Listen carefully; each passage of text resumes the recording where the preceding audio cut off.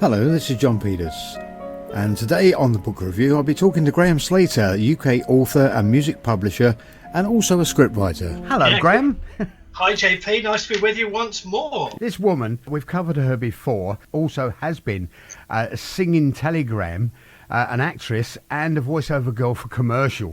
She now lives in Missouri, and it's Monica M. Brinkman. That's right, yeah, she's done lots, and she does a radio show which she uses videos and things, which I've been on a couple of times. But this book, I've got to admit, it's evening now, but I actually finished this afternoon. I sat for several hours. I started a day or two ago, but I spent most of the day in between getting the roast ready for the evening, reading the book, so it's fresh in my mind. That's good. I thoroughly enjoyed it.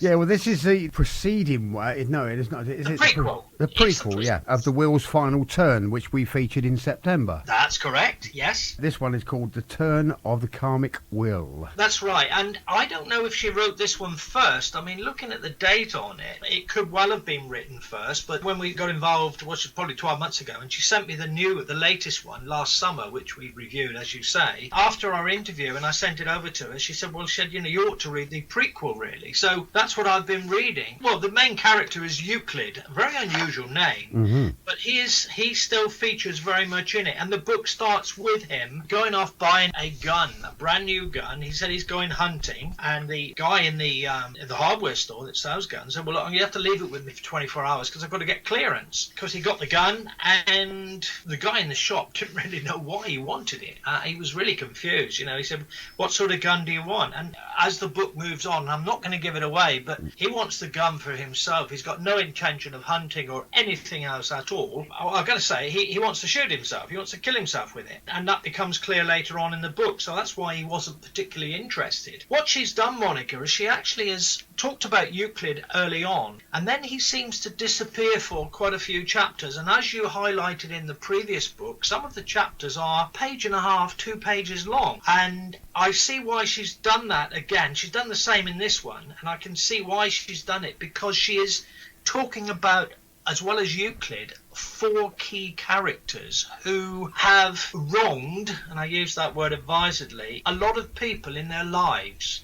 You have a lady called Rosie, who's a realtor, a real estate agent. You've got Joshua, Monty, who helps people with their finances. And you have a lady called Lillian, who is desperate to replace her son Joseph, who's died. All of these people are quite bad characters, and things that happen to them. I mean, Rosie, she's actually putting face cream on, and all of a sudden her face turns into massive boils and things, and worms and goodness knows what come out of her face, and she collapses. But then the next day she wakes up and she's perfectly all right. And the same with Monty. He sees things, and Joshua sees things. They're all struggling with their demons, really. In between the story, as it moves on, you've got Euclid, and you've got Karen and another young lady called Angela, who's a doctor.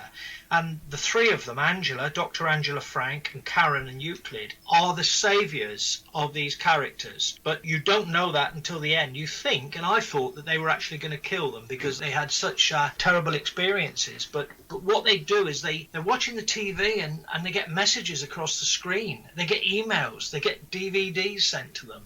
And when they actually play them again, or look at the screen, or look at their phone, or an email they've had, they don't exist anymore. Don't exist, no. They hear music voices that aren't there as well. Yeah, and they're being tormented, and the demons are building and building. And Rosie, she ends up with like snakes, or whatever you want to call it, lizard type scales on her body, and they are just tortured. They are mentally tortured because there is no cure. Monty, he ends up smelling, the words in there are like a skunk, but he is so bad, and he washes himself with this mix of various things, and it still won't go, and it's just horrendous. And what they've got to do really is renounce the evil and correct the balance to what they've done. So Euclid tries to shoot himself, the gun doesn't work. He tries to hang himself, the root breaks his leg when he falls off the chair, which is quite funny, in the garage, and he ends up in hospital being looked after by Karen, who's a nurse, and Angela, who is Monty's husband, and she is a doctor. And it's Angela, Karen and Euclid that actually help them to expunge, I think is the right word, their demons. But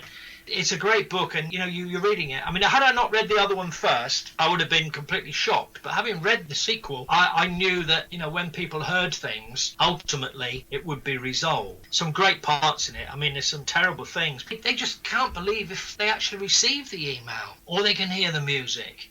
They can't sleep. It's hell, really. Yeah, it's a mixed genre of suspense, horror, spirituality and paranormal all together, isn't it? Actually, you're right, JP. I mean, I couldn't have put it better. I mean, spirituality and the other one you mentioned, paranormal. Yes, you're dead right. I mean, I don't know. I mean, I've met you many times and we know each other pretty well. But I honestly think that everyone has a certain amount of spirituality within them and a sense of good and bad and good and evil. And I think what Monica's done in this book is she's actually gone into that and developed that to make it work in this novel. But yeah, I think we all have it. It's whether we accept it. We all hear voices, and I'm not being strange, but we do hear voices. Inner voices tell us to turn left or turn right, and you have that choice. If you turn right, you have an accident. If you turn left, you're okay. But we all have choices, and we are fed with, and I use this advisedly, we are fed with voices and given instructions, and some people accept them and some don't. Certainly in this, she's right on the button. The money's on the button there, and it's great. I like the cover design to the book as well. It's very colourful. It's like a whirlwind, isn't it? Yeah, it's a musical swirl. I think if when you look at certain music sounds on certain computer software, you actually see the sounds swirling around, or you just see these volumes and frequencies opening and closing. And yes, I think it works very well, and I'm pleased that's the first one, because on the second one, and you highlighted it, the cover is a water wheel. It's obvious, but with this, I think Karmic Wheel is how anyone who would look at that cover, take the print off,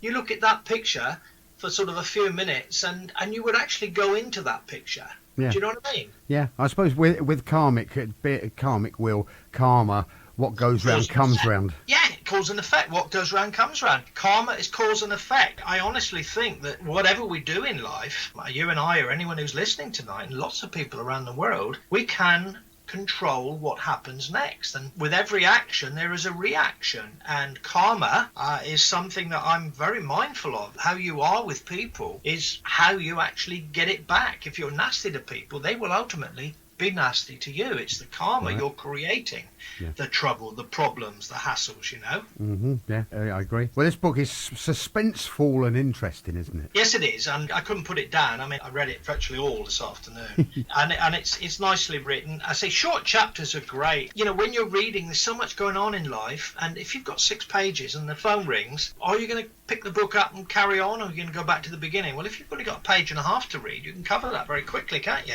Yes. Who publishes this one, Graham? It's All Things That Matter Press. I don't have a price, but I would have thought, being American, it's probably about $10. I would have thought, which is about £7 or £8 UK. It's available on Amazon. All Things That Matter Press. As I say, it's the turn of the Karmic Wheel, which is the prequel to the one we did last time. The Wheel's Final Turn. I've got it up here. A Kindle is $6.65. Well, this is dollars, by the way. Paperback is $16.33. Right, so about tenner then, isn't that? Yeah, around about tenner. Yeah, so that's good. That's the Turn of the Karmic Wheel then, by Monica M. Brinkman. I think we discussed this why we had the M before, didn't we? Yeah, that's right. The M was missing in the last one because you researched this one and you said we got an M in that. And I think Monica said, well, it's the way that the publishers did it. There's so many mistakes in anything we do. You read a book and they've got the name spelt wrong, or what you've done, or the price, or whatever, But yeah, it's Monica M. Brinkman. But she's lovely. I mean, I've done so much with her over the last couple of years. She's great. She's very creative, which is nice, Yeah, we got one for February, Graham. Yes, we have. I've got it here. I've started to read it. I've read the first chapter. The lady is a little different than myself and Monica, with respect. She's sold millions of books, and I mean millions, not thousands, millions of books. So I'm going to be reading that one. I've started it, but I'll be finishing that when we have a little break in January at some point. So, yeah, it's all ready to go in February, certainly. Okay then, Graham. Thanks very much, Graham. We'll speak to you next month. Thanks, JP. Bye-bye. Cheers, bye.